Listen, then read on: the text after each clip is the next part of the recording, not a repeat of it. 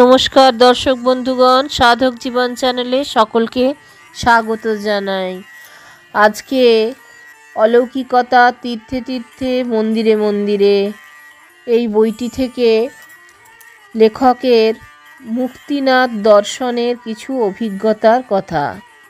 মুক্তিনাথ যাওয়ার উদ্দেশ্যে কলকাতা থেকে ট্রেনে বীরগঞ্জ, তারপর বর্ডার পেরিয়ে নেপালে প্রবেশ। সেখান থেকে নেপালের পোখরা রাত 3টে পুলিশের সহায়তায় ফেওয়া লেকের সামনে হোটেল প্লেজেন্টে স্থান পেলাম। বীরগঞ্জ থেকে দুপুর 2টো নাগাদ রওনা হয়েও কপালদোষে রাত 2টোতে এসে পৌঁছালাম নেপালের সুন্দর হ্রদ শহর পোখরায়। হ্রদ শহর এই কারণেই বলছি যে হ্রদকে কেন্দ্র করে পোখরায় পর্যটকদের ভিড়। কপালদোষের কথা পরে জানানো হচ্ছে। সে রাতের কথা জীবনে ভোলার নয়। রাতে দেখেছিলাম ঘুমন্ত পোখরাকে, আর সকালে দেখলাম সূর্যস্নাত পোখরার অন্য এক অনন্য রূপ। ভোরের আলো ফোটার সঙ্গে সঙ্গে রাতের অবগুণ্ঠন সরিয়ে মোহময়ী নারীর মতোই ধীরে ধীরে নিজেকে উন্মোচিত করেছে, যেন সৌন্দর্যের পসরা সাজিয়ে হাতছানি দিয়ে ডাকছে আগন্তুক অতিথিদের। ফেওয়া লেকের বিশাল জলরাশির ওপর প্রান্তে সবুজ বনানীতে ঘেরা পর্বত শিখরে সর্পমণির মতো শ্বেত শুভ্র বুদ্ধ মন্দির, আর হ্রদের মধ্যে আছে দেবী বারাহীর মন্দির।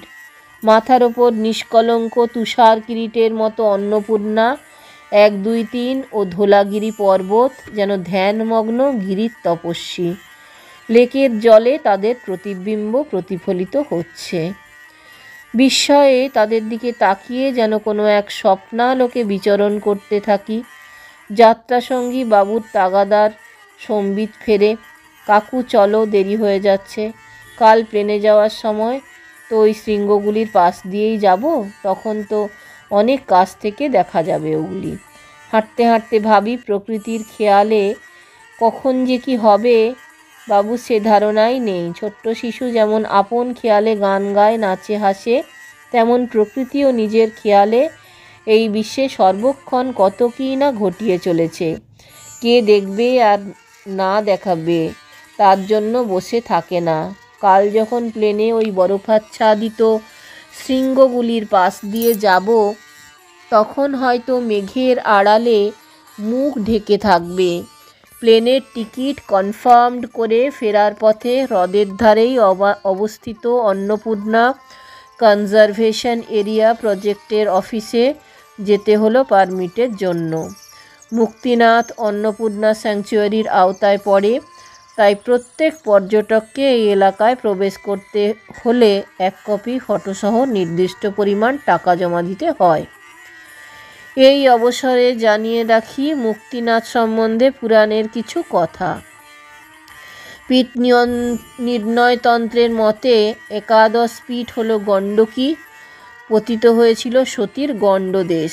দেবীর নাম গণ্ডকী চণ্ডী, আর ভৈরব হলেন চক্রপাণি অর্থাৎ নারায়ণ। শিবচরিত অনুসারে দেবীর দক্ষিণ গণ্ড পতিত হয়েছিল এখানে। ভারতচন্দ্রের অন্নদামঙ্গল কাব্যেও শিবচরিতের কথাই প্রতিধ্বনিত হয়েছে। গণ্ডকীতে ডানি, গণ্ড পড়ে চক্রঘায়, চক্রপাণি ভৈরব, গণ্ডকী চণ্ডী চায়। এবার ওই গণ্ডকীর সন্ধানেই মুক্তিনাথে যাওয়া। যারা মুক্তিনাথ পদব্রজে যান তারা এখান থেকে 45 কিলোমিটার দূরে নয়াপুল থেকে যাত্রা শুরু করেন। নয়াপুল থেকে মুক্তিনাথের দূরত্ব 120 কিলোমিটার। সময় লাগে যাতায়াতে 12 থেকে 14 দিন। আমাদের মাত্র 10 দিনের ছুটি, তার মধ্যে 3 দিন ছুটি অতিক্রান্ত, তাই বায়ুপথেই বেশিরভাগ রাস্তা পেরোতে হবে। সকাল 8টায় ফ্লাইট। আজ আকাশ নীল শাড়ি পরে পুরোপুরি নীলাম্বরী। সব বাধা কাটিয়ে বাবা চক্রপাণি ভৈরব আর মা গণ্ডকী চণ্ডীকে স্মরণ করে বিমানের যাত্রা শুরু হলো সময় মতো।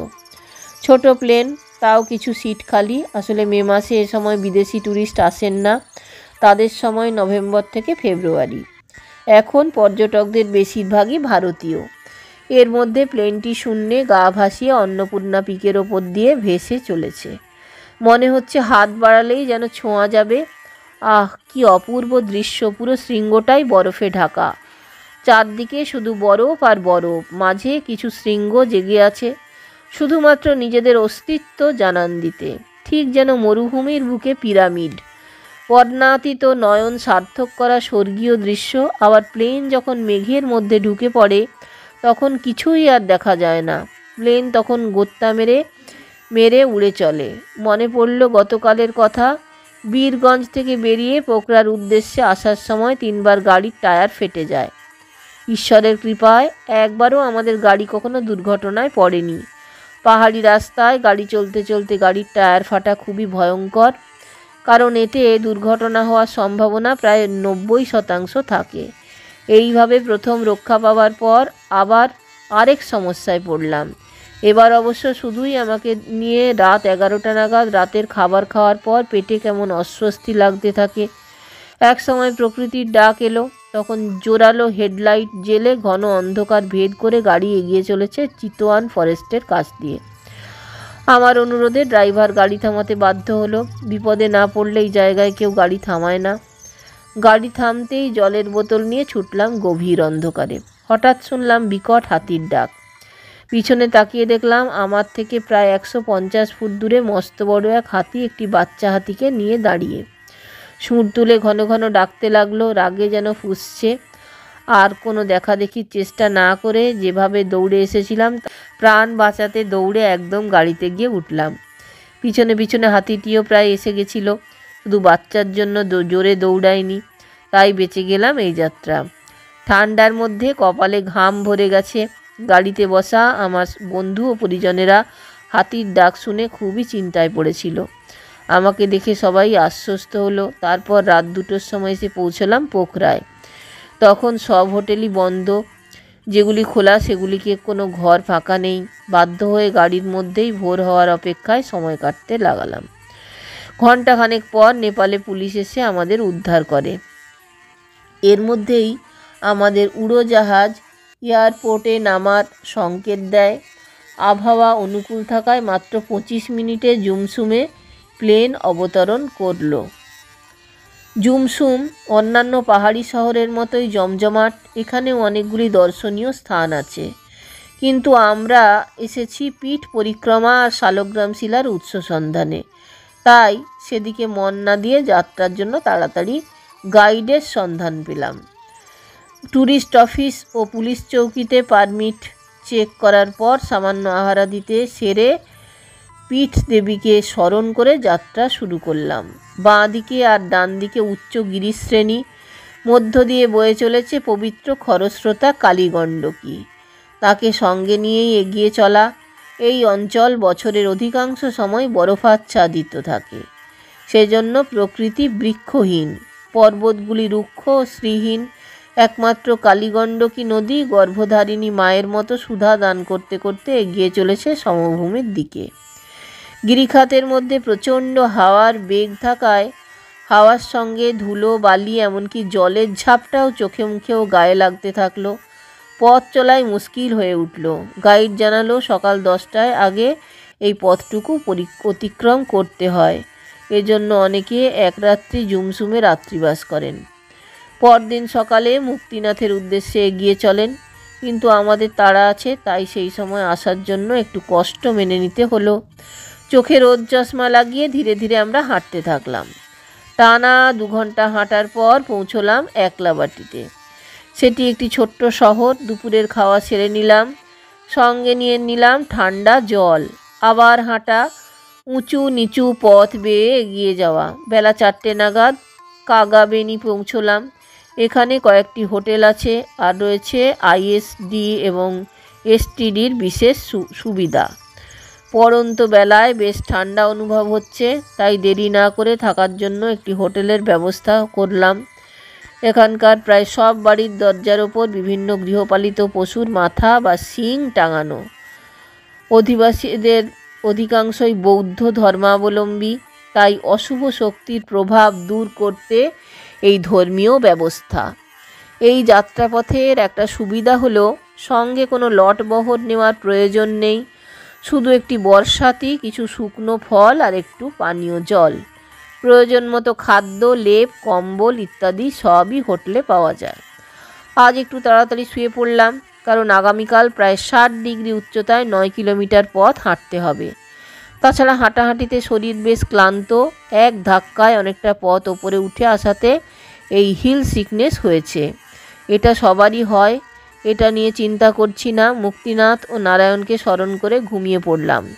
পরদিন সকাল, বেশ রোদ ঝলমল, আকাশ নীলাভ দেখে মনে বড়ই স্বস্তি পেলাম। বাবা মুক্তিনাথকে স্মরণ করে সকাল 7টার মধ্যে হোটেল থেকে বেরিয়ে পড়লাম।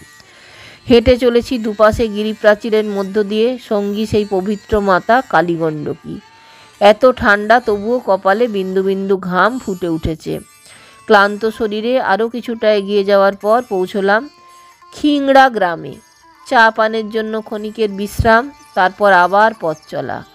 ক্রমশ চড়াই পথ, একসঙ্গে বেশি হাঁটলে হাঁপ ধরছে, তাই পথের ওপর দাঁড়িয়েই ক্ষণিকের বিশ্রাম। এই সময় দেখি কালীগণ্ডকীতে বেশ কিছু লোক জলে নেমে হাত দিয়ে শালগ্রাম শিলা খুঁজছেন। আমরাও দাঁড়িয়ে প্রণাম করলাম। যে উদ্দেশ্যে এখানে আসা তা যে এত চটজলদি মিলে যাবে ভাবতেও পারিনি। বেলা 11টা নাগাদ ঝাড়কোট পৌঁছালাম। আরও অনেক পথ যেতে হবে, তাই এখানে আর থামা নয়। ঝাড়কোট পেরেই পুরো পথটা শুধুই খাড়াই, পা যেন আর এগোতে চায় না।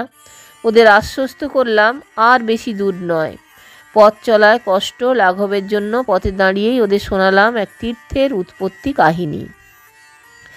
হঠাৎই মেঘের অন্তরাল থেকে দেখা দেয় নীলগিরি, তিলোচা, ধৌলিগিরি, টুকুচো সহ বেশ কিছু তুষার শৃঙ্গরাজি। দূর হলো ক্লান্তি, আবার এগিয়ে চলা। অবশেষে বেলা 1টার পথের শেষে চটি রান পাওয়া পৌঁছলাম। উচ্চতা 12,225 ফুট। আবার ক্ষণিকের বিশ্রাম। এখান থেকে আরও কিছু দূর এগোতেই দূরে 12,475 ফুট উচ্চতায় বৃক্ষরাজি পরিবেষ্টিত মুক্তিনাথের মন্দিরের চূড়া দেখা গেল। এবার যেন সকলেই নতুন উদ্যমে হাঁটা শুরু করলো। অনেক পুণ্যার্থী মন্দিরে পুজো দিয়ে ফিরে আসছেন, উচ্চকণ্ঠে মুক্তিনাথজির জয়ধ্বনি দিলেন। আমাদের সঙ্গে তারাও বলে উঠলেন, জয় মুক্তিনাথজির জয়। এই শব্দতরঙ্গ কর্ণকুহরে প্রবেশের সঙ্গে সঙ্গে শরীর ও মন রোমাঞ্চিত হয়ে উঠল। এত পরিশ্রম, ক্লান্তি সব যেন তার মায়াবলে নিমেষে দূর হয়ে চলে গেল। অবশেষে এতদিনের আকাঙ্ক্ষিত দেবতীর্থ মুক্তিনাথ সত্যি আমাদের কাছে টানলেন। মনের ভেতর যে সুপ্ত বাসনা ছিল, আজ তা পূরণ হলো। অজান্তেই চোখের পাতা ভারী হয়ে গেল, দু চোখে বয়ে গেল আনন্দের অশ্রুধারা। চারদিকে অপার শান্তি। জাপানি প্যাগোডা ধাঁচের মন্দির, সোনার তৈরি চূড়ায় সূর্যের কিরণের স্বর্ণালী আভা। সুউচ্চ প্রবেশদ্বার দিয়ে দুহাত তুলে গোলকবিহারীকে প্রণাম জানিয়ে প্রবেশ করলাম মন্দির গৃহে। মন্দির চত্বরের 108টি পিতলের তৈরি বিভিন্ন জন্তুর মুখ পাঁচিলে গাঁথা, আর প্রতিটি মুখ থেকে গড়িয়ে পড়ছে পুতো বাড়িধারা। অন্যান্য ভক্তদের মতো আমরাও এখানে স্নান করে পুজো দিয়ে মন্দিরে গেলাম। মূল বেদিতে আছেন লাল কাপড়ে আচ্ছাদিত পিতলের চতুর্ভুজ নারায়ণ মূর্তি। মন্দিরের লামা পূজারীরও পরনে লাল কাপড়। ভেতরে ধূপধুনা, গুগ্গুল আর ঘৃতপ্রদীপের গন্ধের সুবাস, আর বাইরে হিমালয়ের অপার নৈসর্গিক সৌন্দর্য একমাত্র স্বর্গীয় পরিবেশের সঙ্গেই তুলনীয়। মন্দিরের এই পরিবেশ বহির্মুখী মনকেও অন্তর্মুখী করে তোলে। মন্দির দর্শন করে যে পথে আসা, আবার সে পথেই ফিরে চললাম। তার আগে মন্দির পরিক্রমা করতে ভুলিনি। দেব দর্শন করে মন্দির পরিক্রমা করাই শাস্ত্রীয় বিধান।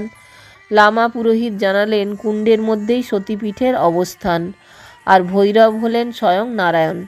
এবার সকলকে নিয়ে ঝাড়খোটের পথে পা বাড়ালাম।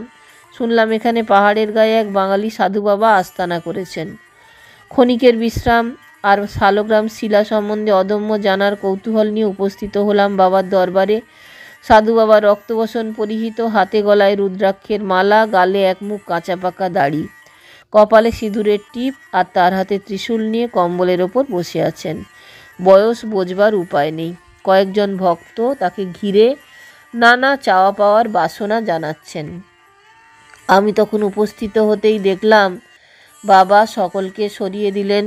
আমি এতে খুবই বিস্মিত হলাম। প্রণাম করে তাকে ভালোভাবে লক্ষ্য করতেই চিনলাম আমার অতি পরিচিত সেই সন্ন্যাসী বাবা, তার নাম শ্যামাকান্ত তীর্থানন্দ নাথ, আমায় দেখে খুব খুশি হয়ে কুশল সংবাদ নিলেন। সুযোগ বুঝে তাকে জিজ্ঞাসা করলাম, বাবা শালগ্রাম শিলার উৎসস্থান কোথায়? উত্তরে তিনি বললেন, অহঞ্চ শৈলরূপী চ গণ্ডকী তীর সন্নিধৌ অধিষ্ঠানং করিষ্যামি ভারতে তব ছাপত বজ্রকীটাশ্চ কৃময় বজ্রদংষ্ট্রাশ্চ তত্র বৈ মচ্ছিলা কুহরে চক্রং করিষ্যান্তি মদীয়কম গণ্ডকাশ্চোত্তরে তীরে গিরিরাজস্ব দক্ষিণে। এই কালীগণ্ডকী নদী হলো শালগ্রাম শিলার প্রকৃত উৎসস্থল। তবে সেই স্থান এখান থেকে 10-12 মাইল উত্তরে, এমন সেখানে যাওয়া এখন আর সম্ভব নয়, কারণ সেখানে কোনো প্রকার জায়গা নেই। তোমাদের এখানেই ফিরে আসতে হবে। এখান থেকে সকাল থেকে রওনা দিতে হবে, তা না হলে সময় মতো ফিরে আসতে পারবে না। সেখানে যেতে হলে তোমাদের এখানে আজ থাকতে হবে। তোমরা যদি রাজি থাকো তাহলে আগামীকাল আমি তোমাদের এই জায়গা দেখিয়ে নিয়ে আসবো। মনে মনে ভাবি, এ তো মেঘ না চাইতেই জল। বাবার প্রতি কৃতজ্ঞতায় 2 চোখে জল এসে গেল। রাতে বাবার গুহাতেই সকলের থাকার ব্যবস্থা হলো। যতক্ষণ জেগে থাকলাম ততক্ষণ বাবার সঙ্গে নানা ধর্ম আলোচনা করলাম। কথা প্রসঙ্গে তিনি বললেন, ধাবড়িকুণ্ড বিলুপ্ত হওয়ার জন্য তোমার মন তো খারাপ হয়েছিল, বিভিন্ন পত্রপত্রিকাতে এই বিষয়ে লেখালেখি করেছে। এখন দেখো, বাণলিঙ্গ শুধু ধাবড়িকুণ্ডতেই থাকে না, আমাদের শরীরের মধ্যেও থাকে। এই বলে তিনি কথা বলতে বলতে মুখ থেকে একটি ছোট বাণলিঙ্গ বের করে হাতের তালুতে রাখলেন। আমরা সকলে দেখে বিস্মিত না হয়ে পারলাম না। তিনি বললেন, তোমরা বাবাকে স্পর্শ করে প্রণাম করো। আমরা সকলে বাণলিঙ্গ স্পর্শ করে প্রণাম করার পর তিনি পুনরায় বাণলিঙ্গটি মুখের ভেতর ঢুকিয়ে গিলে ফেললেন। যথারীতি পরদিন সকালে শ্যামাকান্ত বাবাকে নিয়ে রওনা হলাম শালগ্রাম শিলার উৎসস্থানের উদ্দেশ্যে। বাবাকে সামনে রেখে আমরা সবাই তার পেছন পেছন হাঁটতে লাগলাম। রাস্তা মোটেও ভালো নয়, এবড়ো খেবড়ো, উঁচু নিচু, কোনো মতে হোঁচট খেতে খেতে এগিয়ে চলা। বাবাজি সঙ্গে না থাকলে পথ চেনাই দুষ্কর হতো। পথ জনমানব শূন্য হলেও মাঝে মাঝে 2-1টি পাহাড়ি বসতি চোখে পড়ল। প্রায় 11টা নাগাদ মস্তান নামে একটি জায়গায় এসে উপস্থিত হলাম। গ্রামের নাম শালিগ্রাম। এখানেই কালীগণ্ডকীর উৎপত্তিস্থল, উৎসস্থান নারায়ণশিলারও। গ্রামের নাম অনুসারে নারায়ণশিলার নাম তাই শালগ্রাম শিলা। কয়েকজন লোক নদীতে নেমে মন দিয়ে নারায়ণশিলা খুঁজছে। পেলেই হাসি মুখে সেটি কোমরে রাখা ব্যাগে ভরছে। কালীগণ্ডকীর পাড়ে একটি ঝুপড়ির মধ্যে বেশ কিছু নারায়ণশিলা বিক্রির জন্য সাজিয়ে রাখা দেখে গুটি গুটি পায়ে সেখানে গিয়ে হাজির হলাম। নানা রকমের শালগ্রাম শিলা দেখে অভিভূত হলাম। সেই শালগ্রাম শিলা হাত দিয়ে ঘুরিয়ে ফিরিয়ে দেখতে লাগলাম। এটা ছিল আমার কল্পনারও অতীত। যত দেখছি ততই দেহ মনে শিহরণ জেগে উঠতে লাগলো। বাবাজি কখন যে আমার পিছু পিছু হাজির হয়েছেন তা জানতেই পারিনি। তিনি বললেন, কি শালগ্রাম শিলা নেওয়ার ইচ্ছা হয়েছে? আমি তাকে জিজ্ঞাসা করলাম, শুনেছি ব্রাহ্মণ ছাড়া অন্য কেউ শালগ্রাম শিলা পূজার অধিকারী নন। তিনি স্মিত হেসে বললেন, এখানে তো ব্রাহ্মণ অব্রাহ্মণ সকলেই শালগ্রাম শিলার পূজা করে। তাদের কোনো দোষ হয়েছে বলে আমি শুনিনি। পুরানো কথা এড়িয়ে তাকে জিজ্ঞাসা করলাম, বাবা শালগ্রাম শিলা কী কী নামে পূজিত হন, আর সেই পূজা করলে গৃহীদের কী বা কী উপকার হয়? বাবা একটু থেমে চিন্তা করে বললেন, শালগ্রাম শিলা বিভিন্ন আকারের হয়, করণ নির্ভর করে চক্রের ওপর। নারায়ণের বিভিন্ন নাম অনুসারে তা হয়ে থাকে। আবার যে শালগ্রাম শিলার চক্রচিহ্ন নেই সেগুলি শিব বা অন্য দেবগণের নামে অভিহিত করা হয়। এই নামকরণের সময় শালগ্রাম শিলার মুদ্রা, ক্ষেত্র, পরিমাপ, আসন, মূর্তি, বর্ণ, গঠন, চক্ররেখার গভীরতার লক্ষণ ও পার্থক্য বিচার করা হয়। প্রাচীন শাস্ত্রকারগণ শালগ্রাম শিলার পার্থক্য বিচার করে যে নামকরণগুলি করেছেন সেগুলি জানাচ্ছি।